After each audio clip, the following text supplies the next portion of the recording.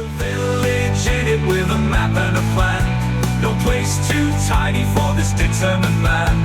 Crossing the counties one by one, you'll see in every English corner a bit of history.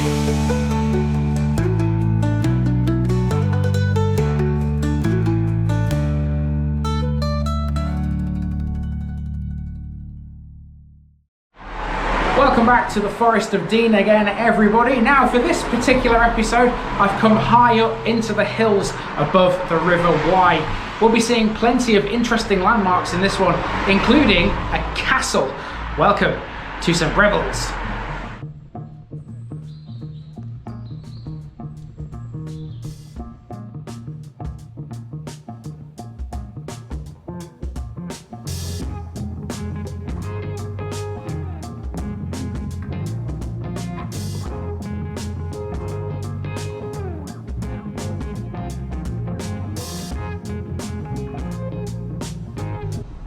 St Briavels village.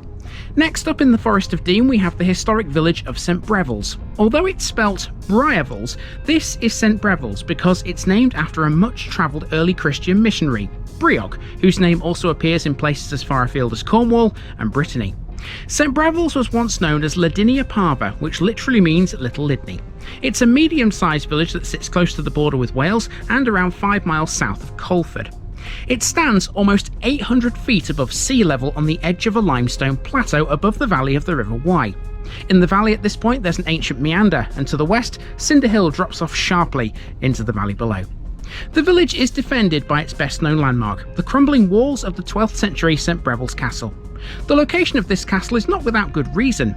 The Normans thought the hill was the ideal site for one of the many castles built from Chepstow to Chester to check the intrusion of the warlike Welsh tribesmen from Gwent into the more peaceful areas east of the Severn and Wye rivers. St Briavels Castle nestles into the hillsides with a commanding view of the Wye Valley between Tintern and Redbrook. Without a doubt, the castle is the best feature of this place, but don't let its presence fool you into thinking there's nothing else here. There's a church, the George Inn, and a school, and in the valley below is the impressive Bigswear Bridge. Less talk, more walk. Let's go walking around St Briavels village. Now, before we can get into St Briavels village, we have to drive there from Brockwere, where we left off yesterday. There are several ways to do this, and some are easier than others. Have a guess which way I picked? Yep, that's right, the hardest. There is a point to this though. To just consider St Briavels village as the be-all and end-all here is a massive mistake. The parish includes several small hamlets to the south and west. Namely, I'm talking about places like St Briavels Common, Hudnalls and Cold Harbour. To drive through all of them is a challenge. Roads go in all directions and they're not the best to use. It's also hard to distinguish where one hamlet stops and another starts. So regardless of where we actually are, here's a brief summary as we drive. Upper Mead and Lower Mead are locales situated on the west of the village on the slope leading down to the Wye. St Briavels Common, which ironically has not been common land since the Enclosure Acts but still retains its name, lies at the southernmost point of the parish close to Brockwere. Cold Harbour, Hudnalls and Triangle all lie towards Brockwere too. Very little, if anything, is known about many of these places. In all cases, they're piecemeal settlements, similar to Hewellsfield Common. Now, driving up these lanes taught me two things. Number one, don't do it unless you absolutely have to. And number two, avoid getting a job as a bin man or a postman out here. I take my hat off to anyone who has to use these roads on a daily basis.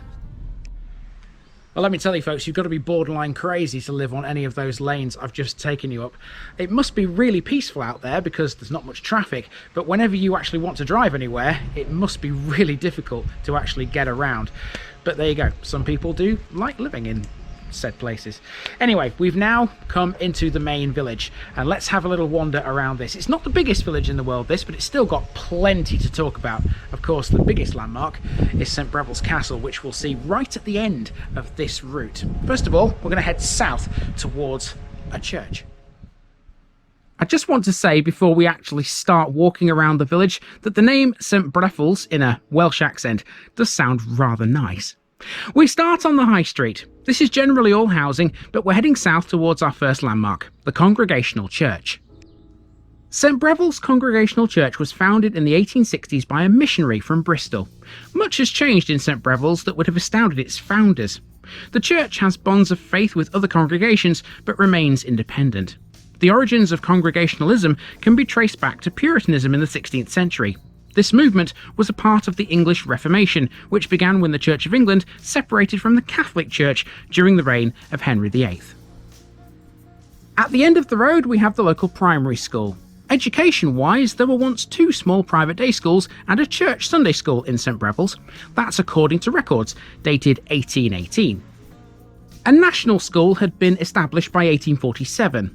Unsecured, the schoolroom was initially within the castle, where it remained until a new church school was opened in 1872.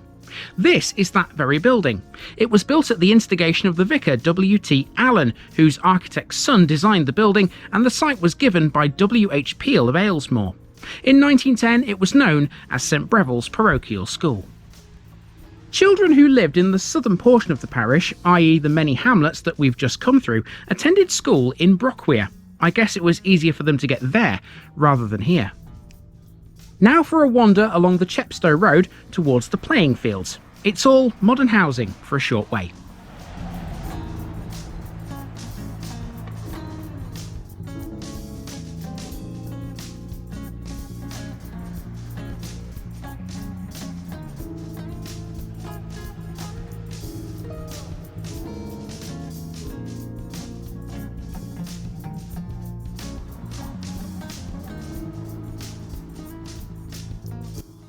And here we are at the playing fields. Now, there's not much to say in the way of sporting activities in St Briavels. A quick search of the internet revealed there used to be a football team that played here, but whether or not they do now seems questionable.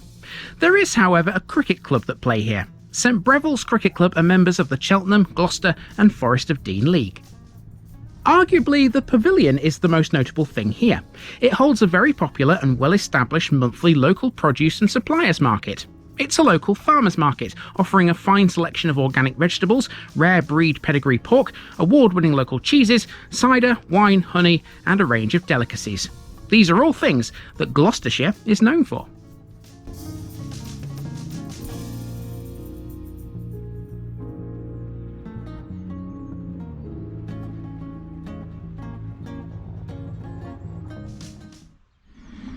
Well, believe it or not, we are actually about halfway round here. St Briavels is not the biggest place in the world. Even though you look on the map and you think to yourself, as parishes go, it's quite a sizable area. It's mostly surrounded by outlying settlements of the type that we've already driven through. And I will say this, there's some more of them coming towards the end of this episode. The village itself, though, is not all that big, to be fair.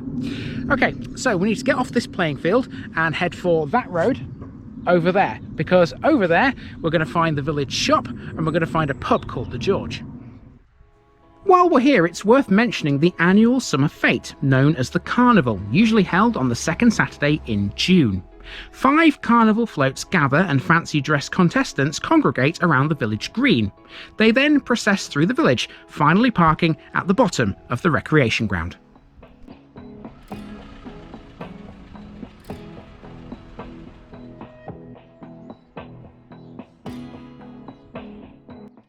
Before we hit the shop and the pub, there are 2 other things to discuss. First up, these almshouses. In 1876, Lord Charles Denton was the honorary secretary of the St Briavels Reading Room and Library. By 1892, the year of his death, he was a guardian of the poor and was also the county representative of the Surveyor of Highways. He left an endowment to establish almshouses for 3 elderly men and 3 elderly widows. These were later built by his heir in East Street as a lasting legacy for the benefit of the village. Next we have the assembly rooms, which act as the village hall. They were built and donated to the parishioners by Captain Octavius W. Andrews, CBE, using money donated by his uncle, Charles Lord Denton, in 1900. They've undergone a recent renovation that cost almost £400,000. The St Briavels Assembly Rooms Trust was registered as a charity in 2008. Now here's a first for the Forest of Dean. In the first 3 episodes I never saw a parish notice board. Can you believe that? There's one here though, so let's get St Briavels marked off the list. One of the newest additions to the village is the Pantry, a community shop run by a community benefit society. This means that all of its profits go back into the shop and any extra goes to community projects.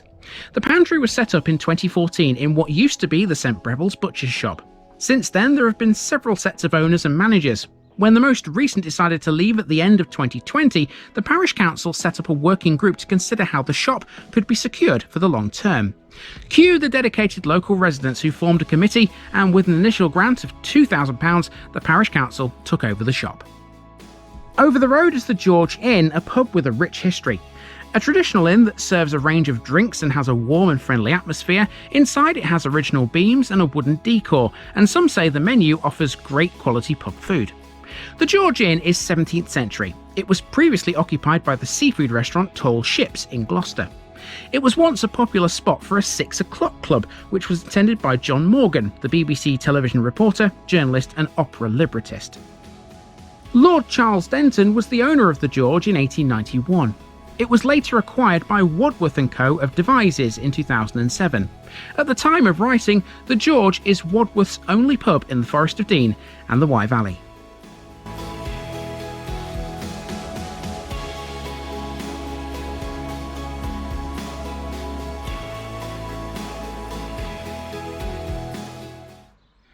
So in this episode, what we've really done is we've gone from the modern part of St Briavels into the historic bit, and it's basically formed a nice little circle. We're now deep into the historic core of this village. Now the castle is behind the camera. We will see that shortly. It's a very impressive building, let me tell you, so do stick around for that. But first we need to head into the churchyard. The church is directly opposite the castle. Let's have a wander down here and see what this is like. This is St Mary's Church, whose history stretches back to 1144. The original Norman building was later enlarged in the 13th century and its tower was replaced in 1830. The Norman arches that supported it, though, were kept. In the south transept, which is now the Lady Chapel, is an altar brought from the medieval chapel of St Briavels Castle across the road. Beside the altar is a tomb recess built into the south wall. The church guidebook calls it an Easter tomb. It's a curious piece of sculpture with a grave slab of forest stone lying within a canopied niche. The slab is decorated with a cross and floral patterns and was carved for Robert, Abbot of Lyre in France, who died here in 1272. The head of a woman has been added to the top of the slab. No one knows who the woman was or why the effigy head came to be added to the 13th century grave of an abbot. The church also features a large table tomb to William Warren and his wife Mariana, and close to that is a striking Norman font. The bowl base has a very odd skirt, scalloped so that it looks like a child's drawing of a daisy. This stone frill is thought to be unique in Britain. Easily the best known landmark in the village is St Briavels Castle. Moated and of Norman origin, the castle is noted for its huge Edwardian gatehouse that guards the entrance. St Briavels Castle was originally built between 1075 and 1129 as a royal administrative centre for the Forest of Dean. During the 13th century it became first a favourite hunting lodge of King John and then the primary centre in England for the manufacture of arrows for use with the longbow. It was transferred many times between royal favourites in the 14th and 15th centuries and slowly declined in appearance and importance. It became used primarily as a court and a notorious debtors' prison, the conditions of which were documented by prison reformer John Howard in 1775. Following local riots and a parliamentary investigation in the 1830s, reforms in the 19th century brought an end to the castle's use as a prison. Extensive renovation at the turn of the 20th century allowed St Briavels Castle to be taken over as a youth hostel in 1948. It remains in this role today, owned by English Heritage and open to the public. It's a Grade 1 listed building and a scheduled monument. The castle is predominantly built of local old red sandstone and limestone, and it's surrounded by an infilled moat, which is now a garden. The moat was originally wet and fed by a spring underneath the moat itself. The castle keep, which collapsed and was demolished in the 18th century, was originally a square Norman design, built on a motte of clay and stone. The keep was protected by the stone curtain wall that still survives today, forming the castle's bailey. Now, the castle itself is amazing, but so too is a local tradition centred around it. The St Briavels bread and cheese dole tradition is said to date back to the time of Miles de Gloucester, the first Earl of Hereford and then the Lord of the Forest of Dean in the 12th century. Each year, on Whit Sunday, bread and cheese is thrown from the wall of the castle to local dole claimers, dressed in medieval costume. Dole claimers isn't what you might think. These people aren't all queuing up outside the job centre every week. Instead, they're anyone who paid a penny to the incumbent Earl of Hereford, entitling them to gather firewood from nearby Hudnall's Wood. Some believe in the power of these edible morsels and preserve them for good luck. For example, miners originally used them as charms to protect against accidents underground. Today, some people choose to place them in matchboxes and rest them under their pillow to inspire dreams of the future, which I reckon is a great idea, but doesn't cheese go mouldy after a while? It should come really as no surprise that there's a castle here right on the Welsh border, because Wales is absolutely loaded with castles. And don't forget that part of England used to be in Wales. So yeah, it kind of stands to reason, doesn't it? And St Briavels Castle is easily one of the most amazing landmarks I think I've ever captured. It's high on top of a hill, which makes sense because castles were always built on top of hills. They were fortifications and they were surrounded by moats. I'm sure you all know the history behind all that kind of stuff. So yeah, here's the view, by the way, from the top of this hill. There's a little park here with a flagpole, which I'll check out in a moment. But over there you can see, I know it's a bit misty, the weather's not exactly great today, but there is a spectacular view there. And I imagine in the summertime, when the sun's out and all that, it looks absolutely fabulous to just sit on one of these benches, admire that view with the castle as your backdrop. Absolutely marvellous.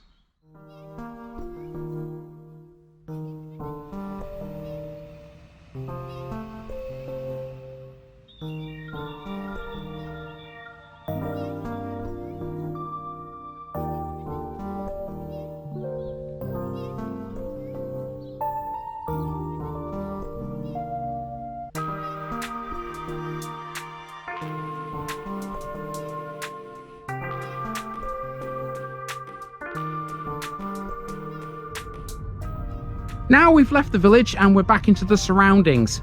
Here we're heading west towards the Welsh border. We're in search of Bigswear Bridge. Bigswear Bridge, which connects the English and Welsh sides of the River Wye, has an interesting history. Controlled by traffic lights, it was built between 1826 and 29 and formed part of a new turnpike road in the Wye Valley. It's made of cast iron and sandstone and has a broad central span with 4 cast iron arches. The bridge is about 3 miles west of St Briavels, 2 miles north of Llandogo and 2 miles south of Whitebrook. The ironwork for the bridge was cast in Merthyr Tydfil. It has an abandoned toll house on the Welsh side that's recently been restored. What makes the bridge stick out amongst all the others in the Wye Valley though is the fact it was one of the world's first cast iron bridges. It's also one of very few built before 1830 that have a span of more than 150 feet. Bigswear Bridge became a Grade 2 listed structure in 1988.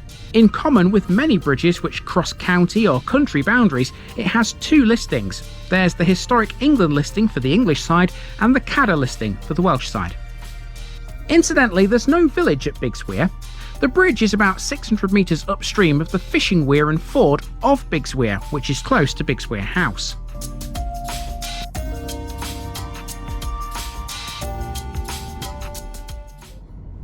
Lastly, we're driving back into England again through 2 more hamlets, Mork and Stow.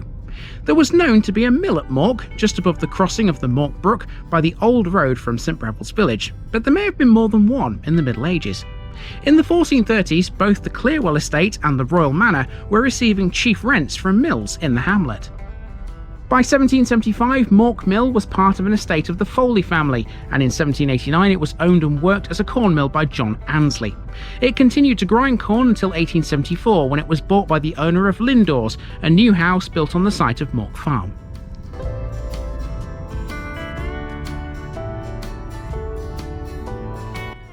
As for Stow, it was based on a hermitage and a castle on a ridge in the northern part of St Briavels, between the Stow Valley and the valley of Slade Brook.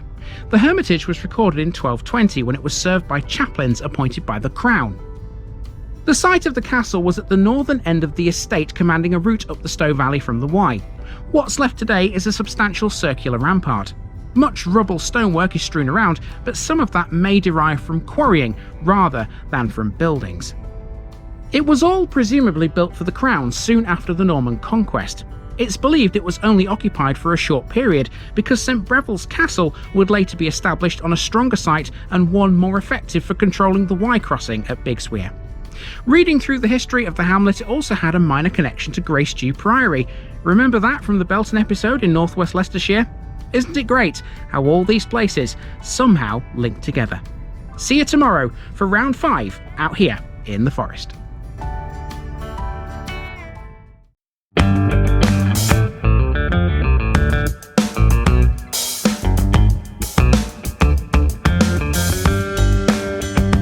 Now, just before I go, remember, this video is part of a huge project to visit every civil parish in England. That's more than 10,000. These routes are pre-planned, and due to time constraints, I can't cover every detail or walk down every street. Please don't complain if this video missed something out. I pronounce names how I choose to. I am very aware that local dialect may vary, and I don't take kindly to criticism about this. You've been warned. It's impossible to know everything too. If this video was terrible, make your own. If you're a regular watcher of The Village Idiot, you're not the only one. If you've got a small business, why not use my videos to advertise it? Leave a comment below if you're interested. And finally, thanks for watching this episode, everybody. Give us a like and a subscribe if you've enjoyed this episode, and share it with your friends and relatives. It all helps to keep this mission going. Until next time, I've been Andy, also known as The Village Idiot, and I'm out.